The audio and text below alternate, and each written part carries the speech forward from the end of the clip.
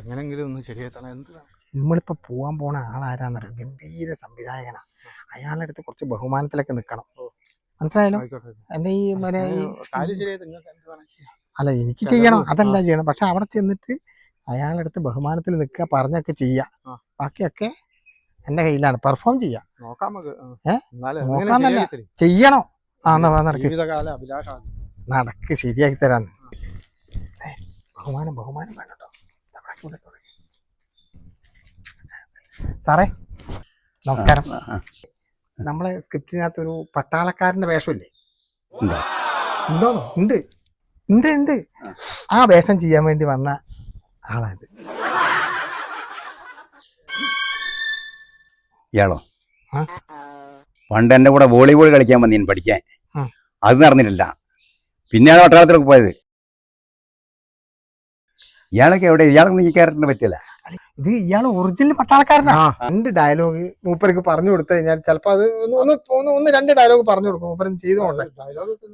അല്ല, അയാൾക്ക് പട്ടാളക്കാരന്റെ വേഷം കൊടുത്ത ഞാനല്ലേ ഡയറക്ടർ? അല്ല, സാറാണ് ഡയറക്ടർ, അതിൽ തർക്കമൊന്നുമില്ല.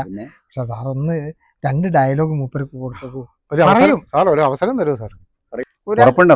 എനിക്ക് ഉറപ്പുണ്ടോ? അതെനിക്ക് ഉറപ്പുണ്ട്. നല്ല 2 ഡയലോഗ് കൊടുത്തു. നല്ല കോൺഫിഡൻസ് ഉണ്ട്. നല്ല ഗംഭീര ഗംഭീര. എവിടെയായിരിക്കുമെന്ന് പലപ്പോഴും ഞാൻ ചിന്തിച്ചിട്ടുണ്ട്. പക്ഷേ ഒരിക്കലും കണ്ടുമുട്ടുമെന്ന് പ്രതീക്ഷിച്ചില്ല. എവിടെയായിരിക്കുമെന്ന് ഞാൻ പലപ്പോഴും ചിന്തിച്ചിട്ടുണ്ട്. പക്ഷേ കണ്ടുമുട്ടുമെന്ന് വിചാരിച്ചില്ല. സിമ്പിൾ അല്ലേ? പറഞ്ഞോ. എവിടെയായിരിക്കുമെന്ന് കണ്ടുമുട്ടുമെന്ന്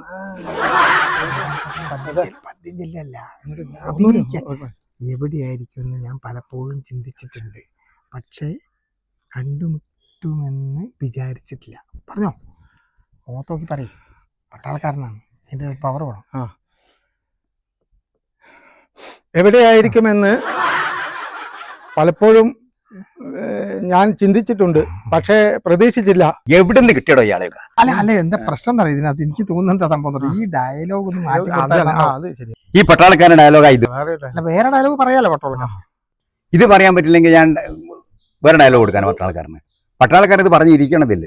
അല്ല, ഒന്ന് മാറ്റി കൊടുത്തു. ഇതൊരു ഡയലോഗ് ഞാൻ കൊടുക്കും. ഡയലോഗ് തരും. നിദ്രാവിഹീനമായ രാത്രിയുടെ അന്ത്യയാമങ്ങളിൽ അരമന ജാലകത്തിലൂടെ അന്തിനിലാവരിച്ചെത്തുമ്പോൾ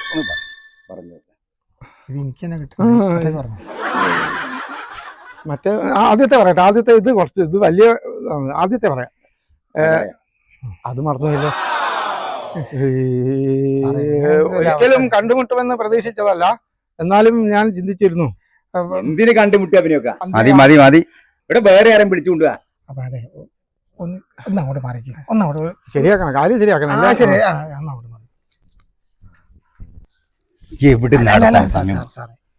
ഇയാള് പട്ടാളക്കാരനാണ്.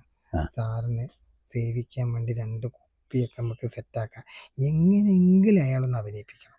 അത് ഈ വേഷം പറ്റിയല്ല. എന്നാ പിന്നെ ഏത് വേഷം വേറെ കൊടുക്കാം? എന്തൊരു ഡയറക്ടറാ അത്! എത്ര നല്ല ഡയലോഗ് ഉണ്ട് അയാൾക്ക്. എനിക്ക് ഇന്നെ കണ്ടുവെച്ച വലിയൊരു വായിക്കൊള്ളാത്ത കുറെ ഡയലോഗും. സാറങ്ങ് പറഞ്ഞാൽ മതി. ലാസ്റ്റ് ഒരു വേഷം നിനക്ക് ഉറപ്പിച്ചിട്ടുണ്ടെന്ന് പറഞ്ഞു. ഞാൻ വിളിച്ചോണ്ട്. വേഷം പറയണ്ട. വേഷം പറയണോ? വേഷം പറഞ്ഞോളൂ. ഓ, ആയിക്കോട്ടെ ആയിക്കോട്ടെ. ഞാൻ കാര്യങ്ങളൊക്കെ പറഞ്ഞ് സെറ്റാക്കിയിട്ടുണ്ട്. തന്റെ കാര്യം ഓക്കെ. താൻ നാടകത്തിൽ സ്റ്റേജിൽ കയറിയിരിക്കും. ഉറപ്പല്ലേ? നടക്കും ഇങ്ങോട്ട്. പറഞ്ഞ വേഷം മൂപ്പർക്ക് കൊടുക്കാലോ. കൊടുക്കാം. പിന്നെ ഇത് പറഞ്ഞത് കൊണ്ടാ ഈ നാടകത്തിന്റെ അവസാനത്തില് ഒരു വരവുണ്ട്. നല്ല 1.5 വരവാണ്. ഒരു ലുക്കാ. പട്ടാളക്കാരനെ പറ്റി ആലോചിച്ച് വിഷമിക്കണ്ട.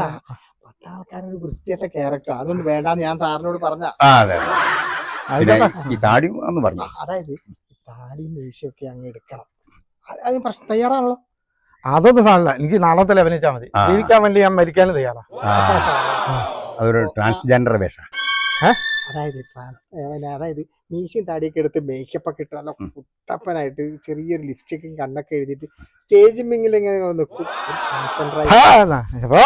ഞാനല്ല ഈ ചോദ്യാണല്ലേ? ഹലോ സുഹിത്ത, എന്നെ ഞാൻ കാണിച്ചു തരാം.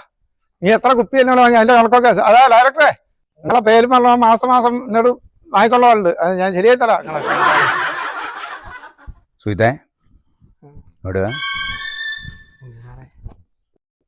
താൻ എൻ്റെ പേരും പറഞ്ഞ് എത്ര കുപ്പി വാങ്ങിക്കും? ആഹാ ഇനി വരലില്ലേ? 10 കുപ്പി വാങ്ങിയുള്ളൂ, അത്രേ ഉള്ളൂ.